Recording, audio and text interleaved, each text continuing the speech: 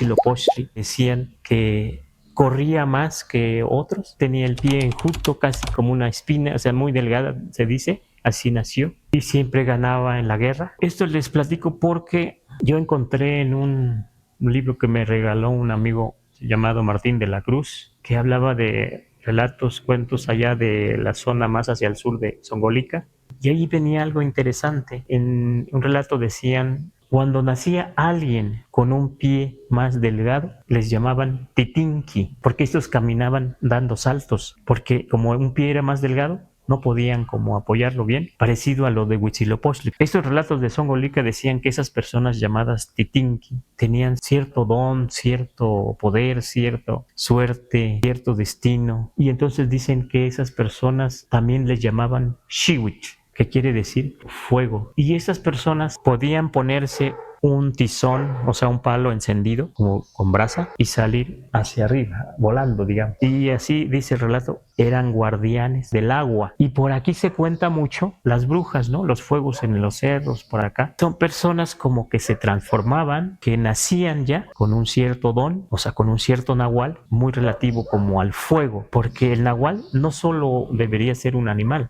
algunos dicen que también pueden ser otra cosa, la naturaleza.